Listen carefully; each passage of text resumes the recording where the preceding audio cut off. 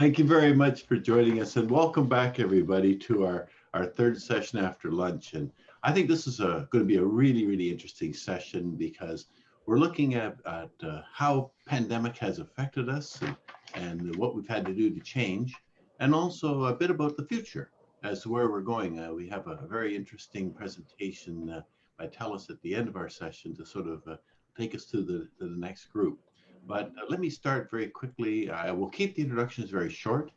They are written out, and that way we'll have more time for people to make their presentations. At this point, then, let me move on to Terry Shaw.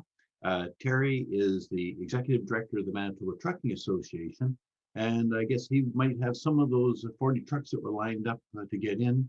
So, Terry, over to you. Excellent. Thank you, Barry. Okay, do you have my PowerPoint up? Yes, it looks beautiful.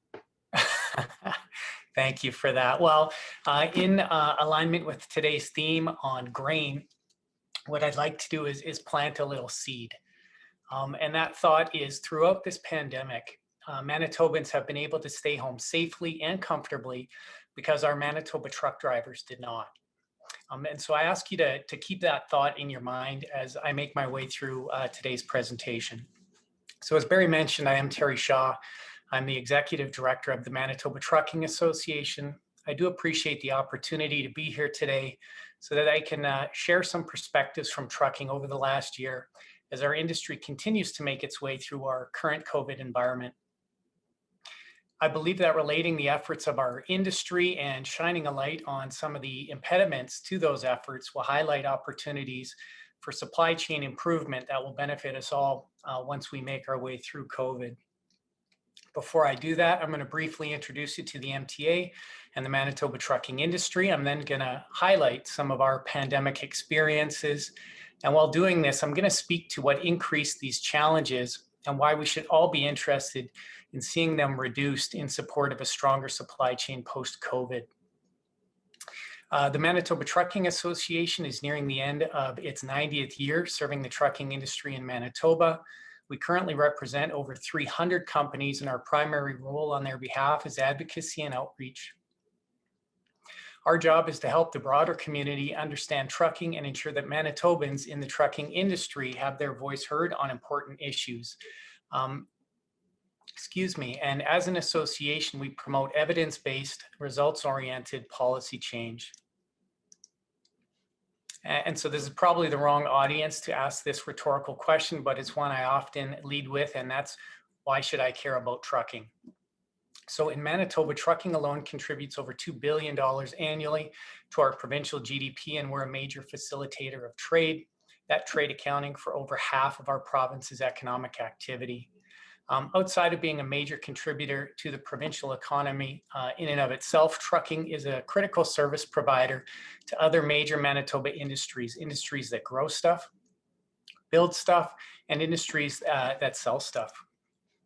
We also work with our partners in the other transportation modes to help move stuff. Minister Schuler opened this morning by saying Manitoba is a province of traders. Our economy and our quality of life is dependent on goods, bringing in goods that we can't make or grow here. And again, to Minister Schuler's comments, we also have commitments to people in other areas to deliver to them the goods that we do grow here. So with this in mind, I'm going to relate some of our industry's challenges during COVID. And the reason for this isn't to compare battle scars. As mentioned previously, we simply want to educate the broader community around some ongoing issues trucking faces that have been heightened by COVID, with my end goal, hopefully, being agreement and community support to see some of these conditions improved. This is important because Manitoba's economic success depends on our supply chain success, and our supply chain success depends on trucking success. So one of the earliest protocols everyone was told to follow was wash your hands. And for all the tools and technologies found in modern trucks, they still don't contain the proverbial kitchen sink. Many customer facilities limit truck parking on site as well as facility access for truck drivers. Not all, but far too many. And this is done for some legitimate concerns around safety and other liability. But ultimately, what it means is that drivers often cannot count on access to washrooms or other spaces for doing administrative work like calling for appointments or catching up on their paperwork, or even for something as simple as just getting a break from their truck. Pre-COVID, truck drivers simply overcame this limitation by relying on the stores or the restaurants up the street. But with those being closed in many areas, this created real challenges for pre-COVID considerations, let alone in COVID concerns around personal sanitizing. Something as simple as washing your hands or filling a water bottle suddenly became another obstacle our drivers had to overcome. We received numerous reports from members and their staff around facilities simply dropping porta potties in their yard to attempt to accommodate some of these driver issues. And frankly, some of the situations reported were pretty terrible. And so I asked, like, can you imagine an airline pilot showing up at an airport and being told, sorry, you can't use the washrooms inside here, but there's a porta potty behind the hangar for you? It would be entirely unacceptable. And that was the reality our truck drivers faced. Our truck drivers spend as much time, if not more time, at our customers' facilities than they do our own facilities. And so how our drivers are received at some of these facilities is something that has challenged our industry for some time, and COVID has shone a light on opportunities for improvement in this area. Beyond this concern was one then of how do our drivers access the PPE they need while on the road that can support them in their truck.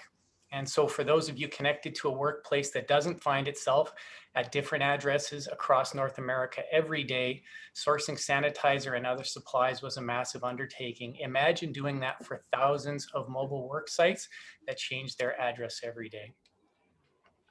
And so once some of these initial challenges were understood and relatively resolved, the next biggest challenge became communicating the evolving health orders from individual jurisdictions and organizations across North America. Border policy and roadside inspection policy, what do we do with paperwork and other interaction protocols? We had mask mandates in certain areas, isolation requirements and other travel requirements. We had curfews in some areas. And a big challenge was simply communicating to our drivers what to expect to be open or closed and in what areas. And with so many businesses being closed or altered in support of health protocols, normal connections within the supply chain broke down pretty quickly. Loads counted on to position equipment were no longer there. Normal volumes increased or decreased depending on what might be moving, again, meaning normal connections between areas couldn't be relied on. Cash flow, which is a challenge for many businesses at the best of time, was further impacted as customers who were shut down or experiencing their own reduced sales volumes extended payment timelines. These cash flow concerns meant that others in our industry, equipment vendors and equipment repairers, saw lost sales or reduced sales volumes as trucking companies revised procurement plans and extended maintenance activities. Others, however, saw increases in business, such as trailer rental companies who saw increased volumes due to some specialized trailers being parked as companies tried to pick up business on the spot market. Michelle from Roquette, touched on another outcome of COVID with some oddly unexpected reduced efficiencies in some areas. Many maintenance facilities cohorted staff, which meant staff couldn't switch shifts, which is a common practice. There was no overtime for many facilities because employers didn't want cohorts overlapping with both cohorts being in the facility at the same time. And there were many vehicle maintenance facilities that wouldn't let different shift cohorts work on the same piece of equipment, meaning that if the morning shifts started working on a truck and they didn't finish the work on that truck, then that truck sat idle until the next day when that shift returned to complete the work. Office staff, often relying on being able to engage in multiple forms of communication at the same time to expedite information sharing, were challenged in maintaining that level of efficiency when physical distances increased, and certainly when companies started moving office staff to working from home. So as an advocacy group, as an advocacy focused group, the MTA takes the lead on policy for our industry members, and our industry was subject to a number of policy or service adjustments.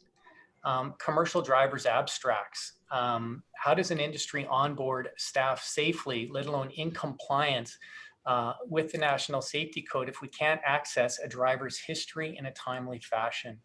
And I don't say this to poke our friends at MPI. We have an excellent working relationship, but their current technological reality in adapting this service during COVID was to expand their fax machine capacity. We saw vehicle licensing changes. Driver testing was shut down temporarily and is much slower now due to COVID protocols, which we absolutely understand. But this is a concern because this is a system that already had capacity issues, and it's a system that directly impacts supply chain capacity. In regards to truck driver training, again, noting some of MPI's current technology challenges, it took about 9 months before accommodations were made for driver training schools to be allowed to teach via remote learning. Industry and our supply chain will not be successful with these kinds of turnaround times. Examples like this impact our current and future drivers while dramatically increasing cost and complexity for those trying to bring that driver capacity into the supply chain. And so our industry's investments in technology are undermined if gatekeepers and our partners in the supply chain aren't investing in technologies as well. Free and secure trade, the Trusted Trader program, fast enrollment centers shut down. And this, I guess, makes sense because it's not a required program, it's a volunteer program. However, Canadian truck drivers without a fast card aren't able to haul hazardous materials in the United States. So the unintended consequence of shutting down these fast enrollment centers was that the dangerous goods and hazmat supply chain between Canada and the US was compromised. Customs and Border Security Agency had Public Health Agency of Canada officers set up, understandably to again protect against COVID concerns. But with truck drivers being essential, there was a lot of confusion around verbal quarantine orders being issued to drivers against a specific health policy that these agencies wouldn't make public. For example, I'm aware of drivers being issued quarantine orders for fueling their truck, for staying with their wife in a house that wasn't their primary address. And we've also received multiple reports about drivers being warned or actually sanctioned because they purchased groceries in the United States while working. And reminder to everybody, our truck drivers are human beings just like everybody else, and they need access to fresh food so that they can maintain their quality of life.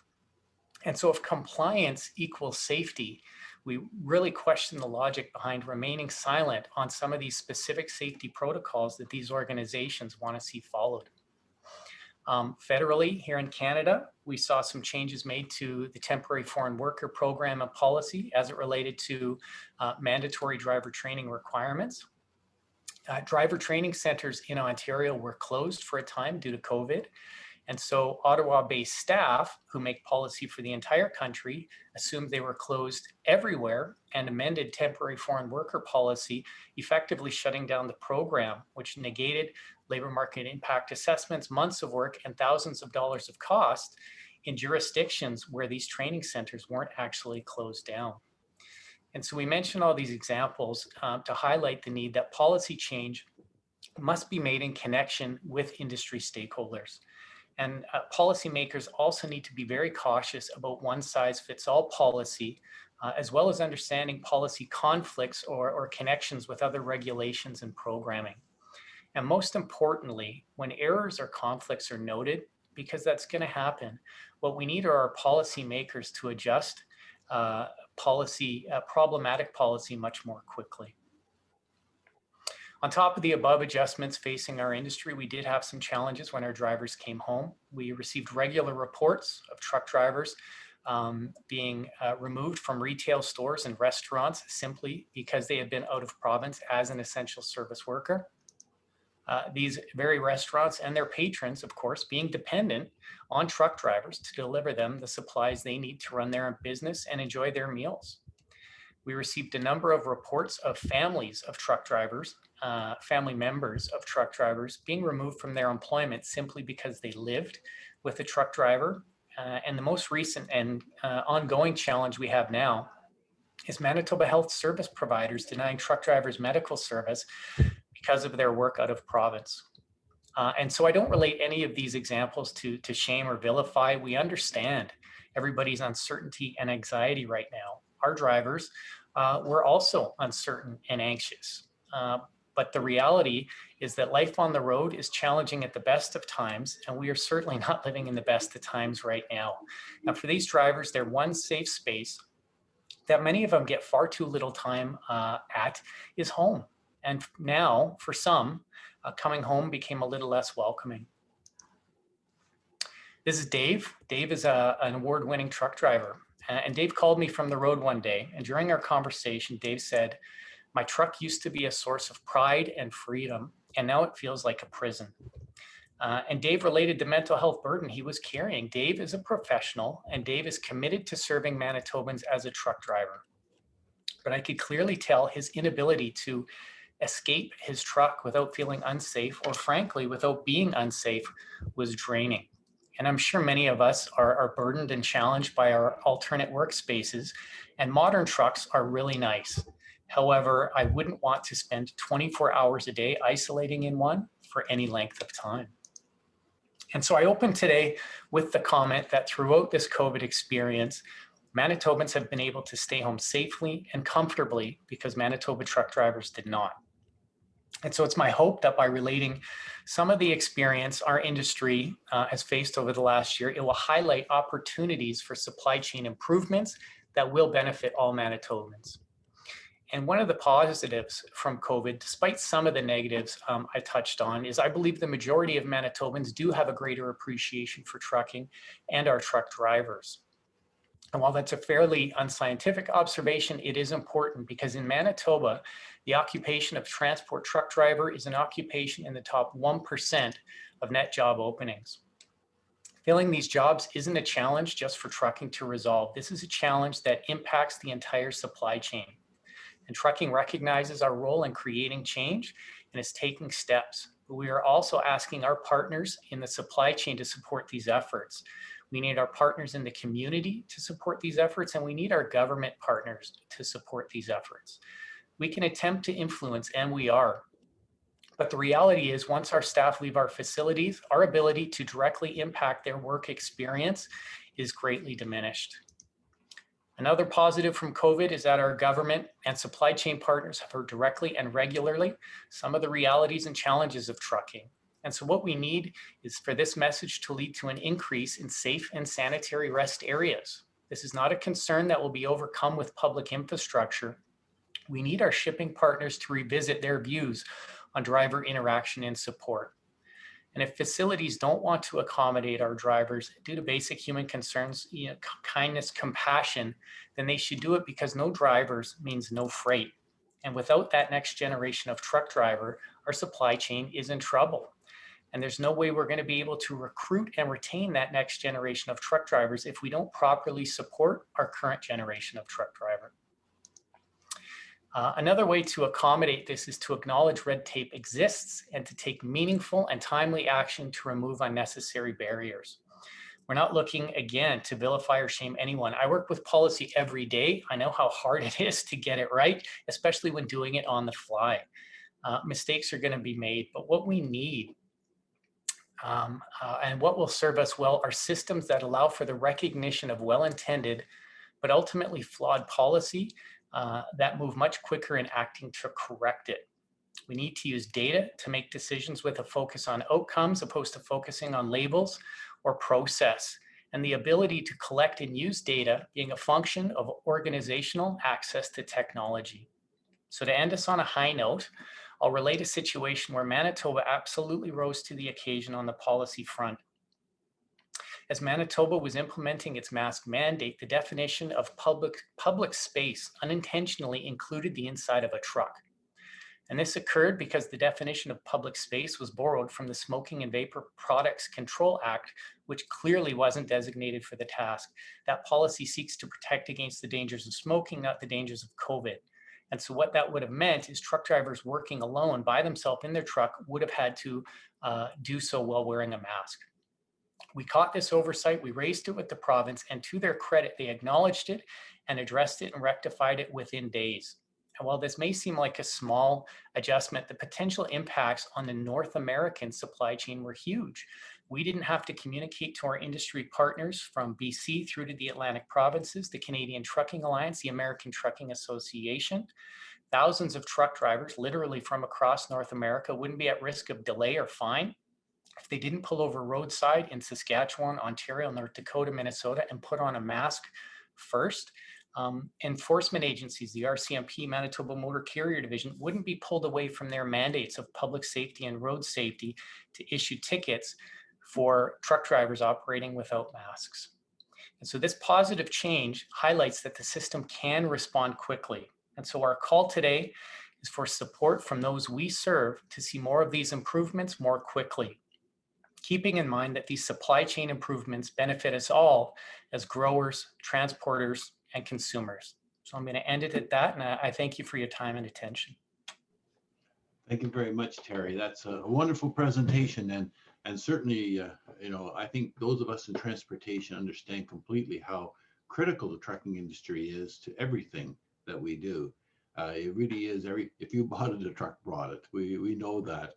I was also, quite concerned when the COVID first started that, trucking to the U.S., which again for our carriers has an increased risk because there's a much higher incidence of COVID in the U.S. And the thoughts of living a whole winter on carrots and rutabagas didn't exactly appeal to me. So I'm very pleased that it has been able to be carried on, and I think on behalf of all of us, thank you and the truckers involved to maintain those supply chains.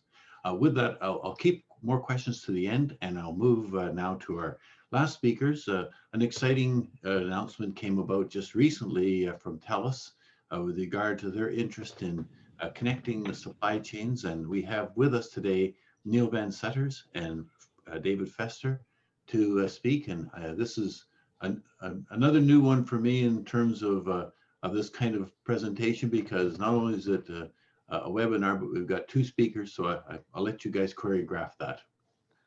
All right, thank you very much. Can you hear me okay? Yes, perfectly. Awesome. Well, really appreciate the invite and the opportunity to be here. I will pull up my screen.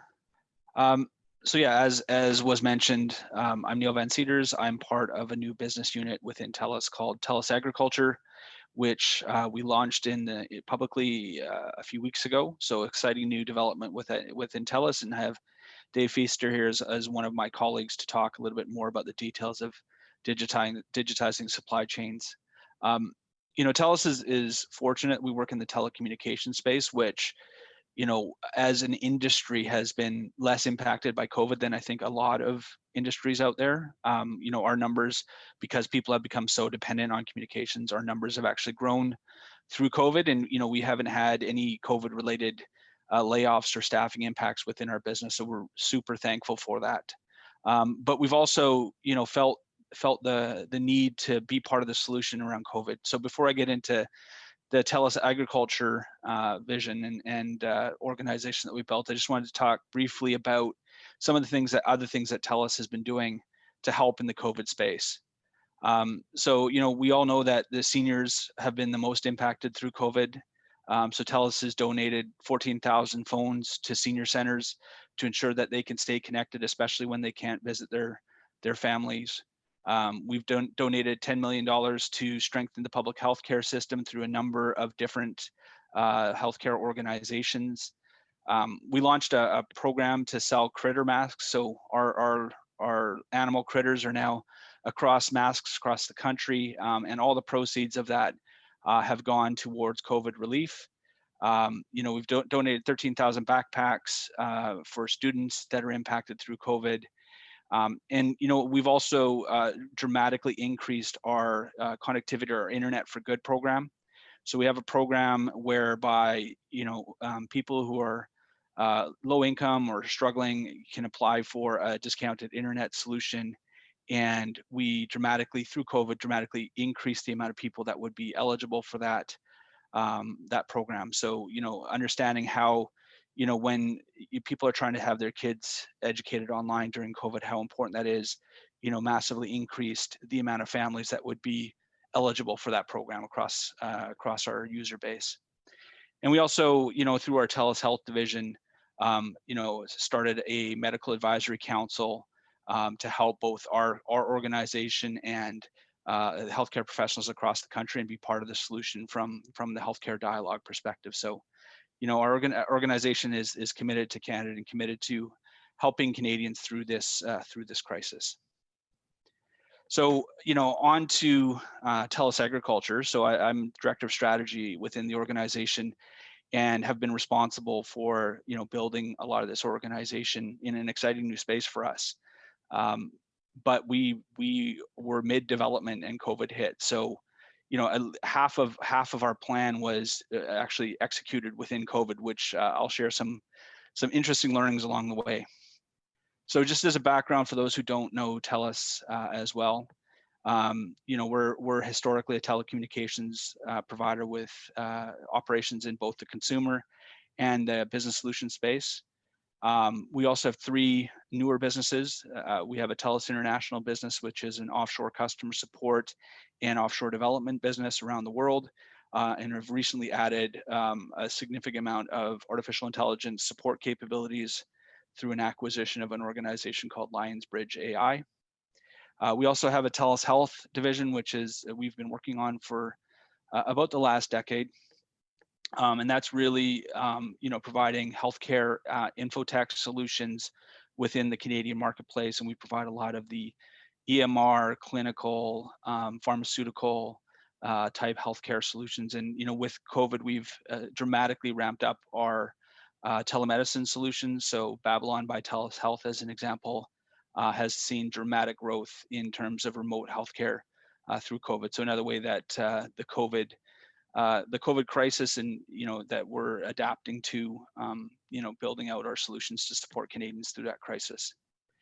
I think the final piece is our new Telus Agriculture organization, which is a global organization grown out of our Canadian operation, and is development exercises and bringing those learnings from our Telus International and health experiences into a new business that we're really excited about. So I mentioned it's global, and Telus has been expanding from our Canadian base to a global organization. So in the last 18 months, this business has gone from 13 employees to 1,200. So it's been quite an exciting journey with 6,600 customers around the world, and we're actively doing business in 50 countries. Although I'd say that the major core of our business is still very North American based between Canada and the US. So why would Telus look at agriculture and agri-food as an opportunity? I think there's an opportunity for us to continue to diversify our revenue streams. Our competitors have invested in sports teams and media properties. Telus has a strong social purpose behind what we do, and we're really looking to invest in areas where we can make a meaningful difference. And even pre-COVID, we saw the issues in the food system, and thought that was an area where we could bring our technology and digitization experience and make a meaningful difference. And I think COVID has really accelerated that. So social capitalism is an important thing for us. We want to be a social capitalistic leader, and we think that enabling a sufficient, safe, and sustainable food system is really tied to that belief. And the final piece is, we spent the last decade digitizing healthcare and working with healthcare professionals, and we think there's a lot of learnings from that experience and the sensitivities associated with digitizing healthcare information that we can bring into the agriculture and food system. So we are, from a strategy perspective, we are working to build a cross value chain connected solution set. It's going to be a process for sure. This isn't a vision that's achieved overnight. But what we want to do is enable data to flow between the different players across across the connected value chain, and ensure that supply and demand information from various players can effectively flow, and that people can make better better business decisions and safer business decisions as a result. So whether that's connecting farmers to their banking insurance companies, whether it's connecting food retailers back to the growers, we see a lot of different use cases around how we can create a data-enabled infrastructure that allows information to flow in perhaps a way that it hasn't in the past. So, we talked about, the organizational development we've done. We've gone through and made a series of acquisitions in 3 major segments. So we've focused on agribusiness, which is the input providers, so seed, chemical, fertilizer, insurance, and banking solutions into grower communities. We've also focused on acquiring capabilities within the grower and rancher community directly, so the food producers, and then are building out a set of capabilities on the agri-food and retail side of the value chain as well, so that we can really try to build a seed to fork solution set and support an end-to-end value chain enablement play. So some of the organizations on this list on the agribusiness side, TKXS is a data management company out of North Carolina that works with agribusiness companies. Ag Integrated is a data integration API company out of Pennsylvania. Agrian is a high value crop management company out of California. And then we have Farm at Hand, who's out of our own backyard here in Vancouver and Winnipeg. So they're a farm management system, really around base farm management digitization. We have Decisive Farming, who is a more high-end variable rate farm management platform. Feedlot Health Systems, which is in the cattle management and cattle health management space. And then in the food side, we have Muddy Boots, which is a company that connects field to food company and really does a lot of traceability, sustainability, and quality management solutions. And then we have AFS Exedra, which is our large acquisition on the food CPG and food service side. They provide trade promotion management, retail execution, and supply chain management solutions, which Dave will talk about a little further. And with that, I will pass it over to Dave. All right, very good. Sorry about that, folks. Technology sometimes gets the better of us, right? And that's kind of what I'm, that's kind of a great segue, unfortunately, right into the system itself. As Neil was pointing out, we are part of the recent acquisition. The Exedra and the Ignition brands are part of the recent acquisition that has been made. And as Neil pointed out, on the Exedra side, we're typically dealing with CPGs, distributors, manufacturers, and the purpose is to be able to drive greater visibility, more importantly, the responsiveness, so that they can drive profits and better decisions. Within the Exedra and the Ignition platforms, we have well over 1,000 customers. And as Neil had pointed out, we're doing business in more than 50 different countries. However, we have about 35 years, about 3.5 decades worth of experience and domain experience. On the right-hand side of the screen, you can see some of the customers that we work with in the Exedra side and the trade promotion management, both on the manufacturing and the food service side, whether it's Carlsberg, Kind, PepsiCo, and Weetabix. A couple companies on our distribution side of the network. Federated Co-op, you're probably very familiar with. They leverage a variety of different applications that include both opportunities for broadline distributors, processors, very large broadline distributors, similar to Kim's company. There's the third largest food distributor in the world, Performance Food Group, has been a great customer of ours, and then also a variety of different produce houses. Next, if you wouldn't mind, Neil, thank you very much. Today, I really want to speak about our Ignition platform, and really not so much about our platform, but what we see in the industry itself. But just very quickly, the top 3 core components of the Ignition platform deal with the enterprise resource planning at the top of the circle there, our order management system to the right, and then directly to the left of that, the warehouse management system. Those 3 components, when pulled together, really provide the majority of what a distributor like Sysco would leverage in order to be able to provide those 40,000 cases a day from a single location. When Kim was mentioning that, I think Sysco has 16 different distribution locations across Canada. That's 640,000 cases every day that are moving. And that's going to be a very important point as we move forward through this. As you see in the bottom half of the circle there are other adjunct components that facilitate and really drive the visibility and the agility from the three core components. Right now, we're going to be talking about the bottom portion, our proof of delivery, and how we help impact benefits throughout the transportation solution. Neil, if you would, please. The challenges that we're faced with currently today they certainly have been exacerbated through COVID, but prior to that, the challenges really kind of were revolving around these three core components here. Limited visibility. If you think about what we see today, the majority of times when drivers are making deliveries, before their deliveries, what have you, they have a clipboard. And in that clipboard is a tremendous amount of paper and other items of information that really get in the way of things.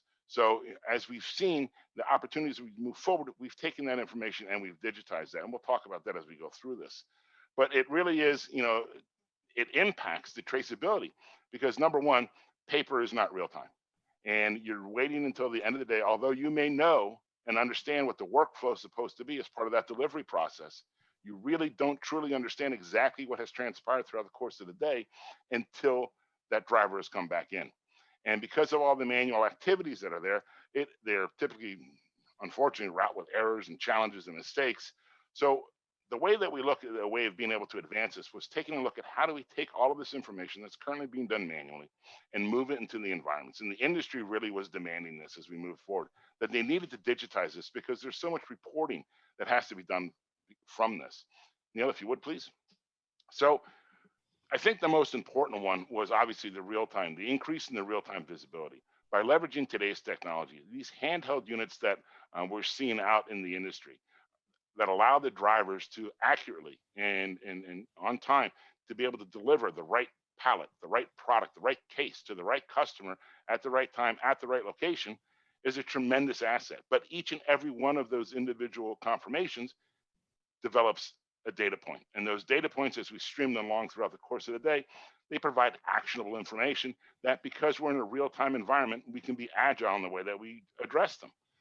That helps us focus on our better decisions and forecasting. By having access to real-time information, it's an obvious benefit that it's going to be able to improve our accuracy, but more importantly, we can pay that forward and we can share that information with our other trading partners. And by doing that, we're making that information more accessible, not just only in our own warehouses, at our own delivery locations, but by, again, sharing that information throughout the delivery train, the delivery chain is really allowing us and our partners to work with one version of the truth. Now, I heard it earlier, I believe, as Terry was talking about how the drivers have a better relationship with our customers typically than the salespeople do. And that's really is the case in many different transportation situations because the drivers, they spend more time there. So how do we gather that information to leverage it? Well, there are many things that have been added in the transportation industry that people are very aware of. The in-cab monitoring is helping me understand how hard my brakes are being applied, how often the driver is using the accelerator more than 50%, all the different data points that are part of the cab itself, and understanding how that truck is being driven. We now extend that out to the actual delivery person. How are they making those deliveries? How are we going to help them improve that? Because many drivers, many delivery people are incentivized by the number of pieces that they deliver. So if we can help them reduce the amount of time that it takes to deliver a piece, reduce the amount of time that it takes to get that confirmation that delivery's been done correctly, everybody's going to benefit from that. And then in addition to that, we're enhancing the dependency across the entire chain. We're reducing the dependency on the one-to-ones, and we're increasing the dependency on the one-to-manys. The real-time benefits, the breadcrumbs that are left behind by these units and picked up, truly are eliminating the need for the clipboard and the reconciliation at the end of the day. Neil, if you would, please. So the digitization of that data itself and the leveraging of these devices allows us to have accurate and very precise tracking of the driver's activities and the products that are in those particular trucks. Most of the systems that are out there today will tell the driver where the particular product is that needs to be delivered to that particular location or that particular customer. But in addition to that, what lot is going to be going there, what catch weight needs to be there, because you can't deliver with the systems that are out there. You should not be able to deliver the wrong item to the wrong customer at the wrong time. The systems are designed to catch those errors to prevent them from, again, metastasizing through the entire process. Supporting that is the safety and sustainability, and the fact that as we now know exactly where a product was loaded onto a truck, how long it's been on the truck, what customer it's going to, what customer received it, when did they sign for it, as we are collecting all these pieces of information, our ability to backtrack in case we need to be able to facilitate a recall has been exponentially enhanced. We know immediately by pressing a button on systems these days what customers got what product, what lot code, what catch weight, whatever identifying information we need to know. It's gathered now because of all the different data elements that have been captured through the delivery process. Now, you don't have to wait because it's real time. You're not waiting until the end of the day, until the reconciliation for that information to become available. The monitoring aspects of this are dramatically improved because, and we've seen this a number of different times, where now that we have this breadcrumb trail of activity, that within the operation centers of these distribution centers, they have gigantic screens. Here's exactly where my truck is. We've noticed that e-commerce applications that the operators and the institutions are using to generate their orders, they have the ability to be able to see approximately where their truck is. It's all about reducing the amount of incoming phone calls by serving more information out to the users. And I know that I'm running late here, a little bit long, but a couple other key points that I see here: autonomous delivery. This is a very large aspect of what we're going to be seeing as we move forward, and as well as capturing all the key information for the KPIs in our delivery processes. Neil, if you would, please. The digitization is now driving our automation. We have been able to increase the time and cost savings by reducing the amount of time and being able to establish proper workflows through the systems. We know what a good delivery should look like. We can benchmark against that because of the information that's being gathered by the industry. Labors and administrative costs. Obviously, if you have your own fleet, you don't have to wait until the end of the day to reconcile. But if you're using third-party carriers and things like that, again, the information that's coming back to you is going to be able to help you minimize the amount of work that you need to do. One of the biggest impacts in the digitization of the data has been in the reduction or even potentially the elimination of shrinkage that a lot of retailers have been seeing, specifically through the returning of product. We know what product went on what truck, when it was delivered, and for pickups, we know when they picked it up, how much they picked it up, and they can take pictures of it to see whether or not those products can be brought back directly into inventory. All the collection of this information is feeding our Department of Transportation requirements, whether it's either the Safe Food for Canadians or the Food Safety Modernization Act, the different Department of Transportations, whether it's here in US or in Canadian. We're now collecting information so that we can help facilitate the completion of e-logging and other things that have become required by the government. In addition to that, the tools and all this information are presented in KPIs through business intelligence tools, so you can see where your real opportunities are. Neil, if you would, please. As we're moving forward, what we've seen and what we're hearing from the industry is, I think this is true. I know my wife is committed to this dramatically. More and more orders are being delivered, and less and fewer things are going direct to operations and other warehouses. We're getting packages here at our house every single day. The speed with time those deliveries are being made has been reduced. It used to be 2 days. Now it's single days. In some locations, you can get things within 2 hours. For me, quality is a big concern.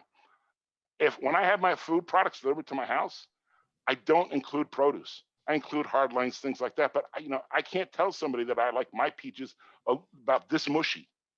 That is something that I have to reserve for myself. But understanding what's important to everybody is also not just the sustainability, not just the safety, but where did that product come from? How was it grown? What pesticides were used? How long has it been in the transportation cycle? These are all things that are very, very important to people. And assembling all that information and presenting it is really where artificial intelligence and machine learning has really come into play, as well as the Internet of Things. And that's all being enabled because of the 5G network that Telus is broadcasting across Canada, and of course, their counterparts here down in the States. As I've had the opportunity over the years to participate in IFMA and IFTA's truck driving championships. And I can tell you that these drivers, as a judge, these drivers do amazing things with their vehicles. For that to move into an autonomous opportunity, there's going to be some time there, but it's going to be happening. I do know, and I've heard, and I think we've all recognized that Amazon has got approval here in the States from the Federal Aviation Administration to start moving ahead with drone deliveries. They have some areas around their own campuses where they're practicing with. But as far as the industry is concerned, regulations, again, whether it's the Safe Food for Canada or the Food Safety Modernization Act here in the States, these things are there because it's what the industry is recognizing that needs to be supported. And those data points need to come back through the systems. It's enabling the growth in e-commerce. We heard Kim mention earlier the Sysco at Home program. The majority of our customers that I work with here in Ignition had an immediate need for B2C, business to the consumer. They were had been delivering to operators, to facilities, institutions, schools, and that all stopped. So they had to open up their doors. In addition to that, when COVID hit, there was a tremendous amount of drivers and carriers that were sitting around idle. They moved them over into the retail section. So we're going to see a lot of that continue, where the teamwork between this is been elevated because of the visibility of the data is enabling everybody to be very agile in the way that they act on things. Tighter margins, well, that's just going to be that's happening everywhere, and that's certainly not going to stop. But one thing I've noticed, and we've only been with Telus for a short period of time, but I think I heard it through Kim and her philanthropic opportunities and what they're doing with donating product. I heard Neil speak to what we've done to donate product, to donate time, to donate cellular tools. I heard what Terry had been mentioning about what we're doing with labor pools, but it's nice to be part of an organization that really does consider things from a philanthropic standpoint. And I've recognized that if it's right for the environment, and if it's right for people, and if it's actually right for our companies, one thing you can be assured of is that Telus Agriculture is going to be leading the way. And Barry, I know I ran over, but I thank you for the opportunity. Thank you very much, David, and thank you, Neil. Folks, unfortunately, we're at the end of our time. I really thank you so much for being with us today. I feel like I've learned in every one of these sessions, and I guess that's a great thing about being a young dog. I'm still able to learn some new tricks. So thank you so much all for coming. We do have about 10 minutes or so for a break, and then we'll resume with our last session of the day on grain. And again, thank you so much for your participation. We appreciate it. Thank you. Great job, everybody. Thank you.